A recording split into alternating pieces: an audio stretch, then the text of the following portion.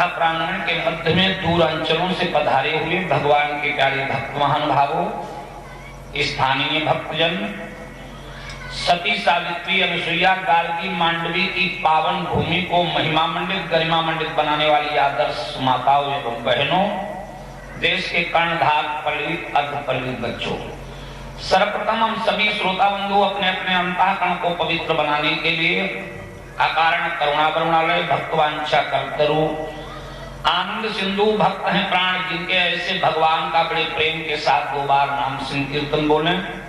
उसके पश्चात जिस क्रम से आप लोग श्रीमद् भागवत महापुराण की पावन कथा सुनते चले जा रहे हैं, वही आगे की कथा सुनकर अपने जीवन को लाभान्वित करेंगे।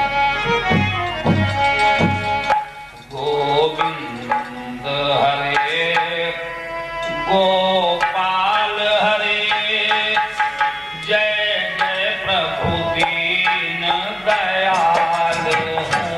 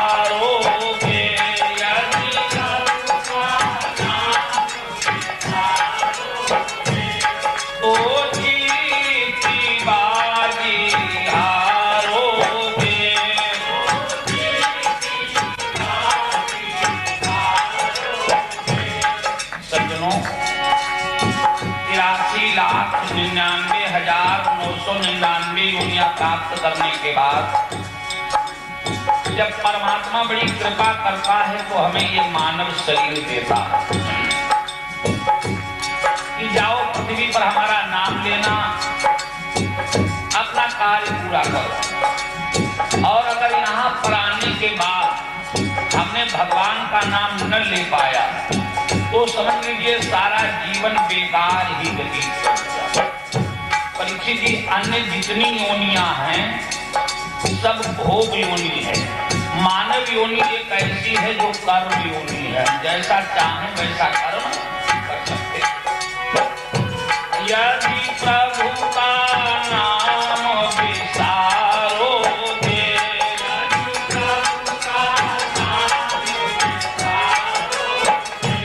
तो जीती बाजी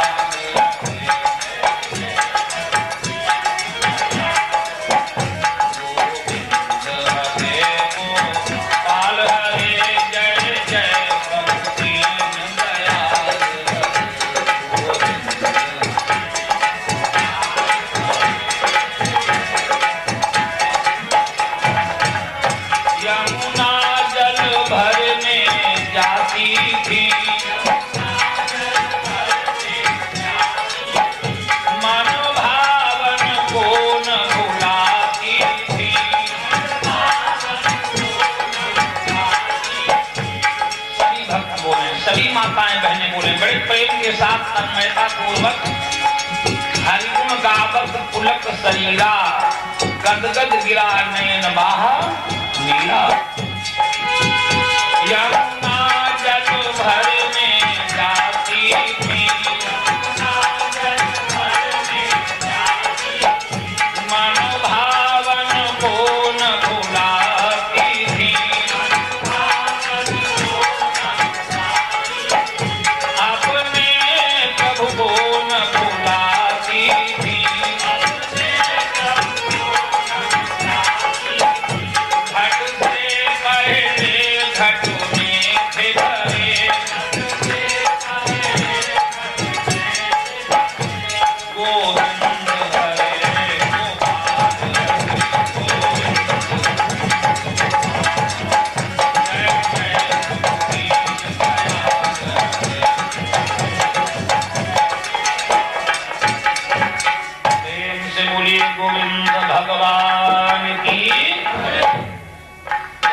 भक्तजन उच्च स्वर से जयकारा लगाएं।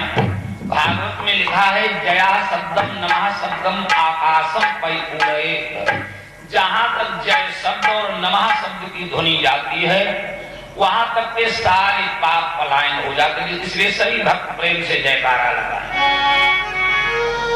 बोलो गोविंद भगवान की जय। कोई जय बोल रहा, कोई है बोल रहा, कोई वाले जरा जोर से बोलो। हाँ बोलो बजरंग बली की जय। अरे भगत लोग बड़े अच्छे हैं भाई, मुसाफिर खाना के बहुत बढ़िया कथा परीक्षित जी आपने दोपहर के समय सुनी थी। क्या बताएंगे कहां तक प्रसंग सुना था, उसके आगे आपको सुनाने लग जाएं। बहुत बढ़िया। हाँ पार्वती के विवाह, क्या बढ़िया जवाब दिया, बड़ी सुंदर कथा सुनी थी। अभी तक आप जो प्रसंग सुनते चले आए हैं वो स्वयंभुव मनु की कन्याओं का वंश वर्णन मैंने करके आपको सुनाया। 3 कन्याएं हुई थी, आपूति, देवहूति और प्रसूति।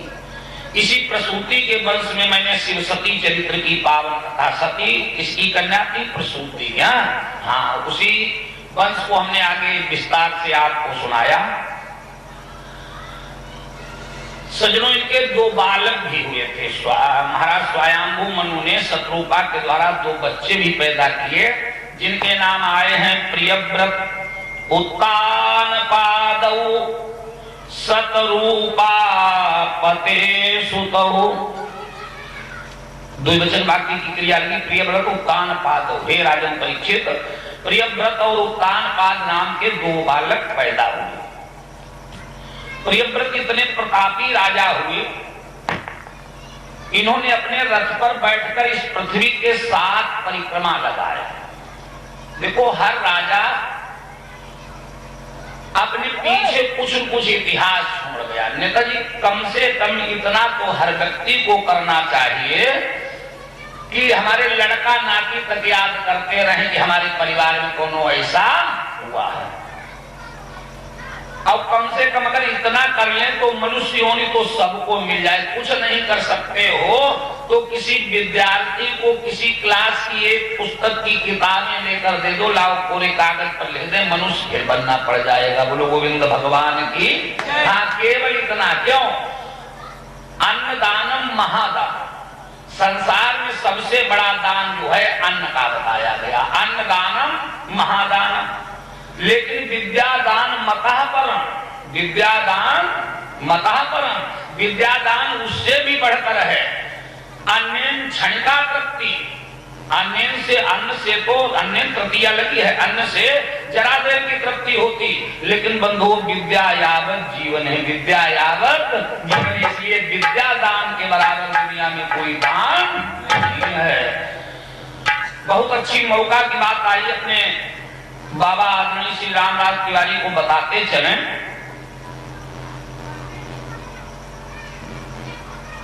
सज्जनों कुछ नहीं, जैसे हम संक्रांत 14 जनवरी को पड़ती है, माताएं बहनें भी ध्यान दें, तो जरूरी नहीं कि एक थाली चावल भर के दे दिया, चावल खाया एक ही बार की तृप्ति होगी।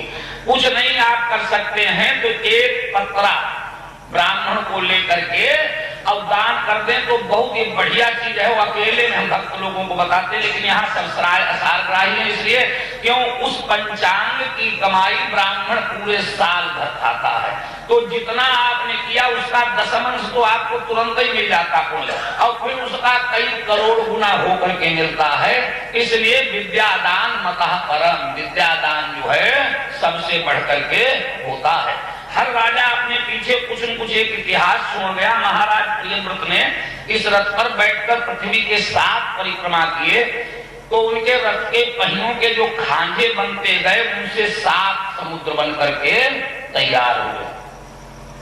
जैसे कल हमने कलक भेद वाली बात बताई थी, शास्त्री बहुत से लोग कह दिया करते, महाराज आप ऐसी बातें बता रहे कि सगर वो प्रियव्रत के रथ के पहियों के द्वारा समुद्र बनकर तैयार, लेकिन आगे नवम स्कंद में मिलता है कि महाराज सगर के 60,000 बालकों ने जब यज्ञ का घोड़ा ढूंढा तो वो उनमें एक एक बच्चे में इतनी क्षमता थी, एक एक योजन की मिट्टी खा जाता। उन्होंने खुदाई की, उससे 7 समुद्र बनकर तैयार हुए।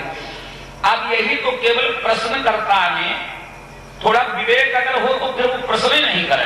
अब ये बात जो चल रही है ये कब की चल रही है? ये चल रही है स्वयंभू मनु की। ये बात स्वयंभू मनु, और वहां से फिर कल्पय मनवंतर ही बदल जाता। और राजा सगर कौन से मनु में हुए? वो हुए हैं श्राद्ध देव मनु में। श्राद्ध देव मनु के श्रद्धा नाम की रानी के द्वारा 10 लड़का पैदा हुए। इच्छाक सलियाकाद, इसी इच्छाक वंश में आके चलकर ये सूर्यवंशी राजा सगर मानदाता आदि सभी हुए। बोलो राधा कृष्ण भगवान की। तो बात समझ में आई या नहीं आई? इस तरीके से सज्जनों आइए, इनके भैया जो उत्तानपाद थे बड़े ही धार्मिक स्वभाव के राजा हुए। पहले उत्तानपाद का शाब्दिक अर्थ समझ ले, पूरी भागवत की कथा सब आपके शरीर ही पर घटित है। उत्तानपाद का अर्थ है उत्तान माने ऊपर और पाद माने पैर। जिसके पैर ऊपर की ओर हों उसे उत्तानपाद कहते हैं। अब बहुत से लोग दिमागी घोड़ा दौड़ाने लगे होंगे, पंडित जी ऐसी कथा सुना रहे हैं, लेकिन हमारे शास्त्री जी को मालूम है माता के उदर में हम आप सभी लोग उत्तानपाद ही होते हैं। सभी जीव उत्तानपाद, इस जीव की ही कथा है। इसकी 2 पत्नियां हैं, सुनीति और सुरुचि। सुनीति का अर्थ है सुंदर है, नीति जिसकी। अब यहाँ पर कोई वैसी कथा नहीं है, हम आपको अध्यात्म के मार्ग की बात बता रहे हैं। जिसकी सुंदर नीति होगी उसका फल क्या होगा? उसका फल होगा ध्रुव।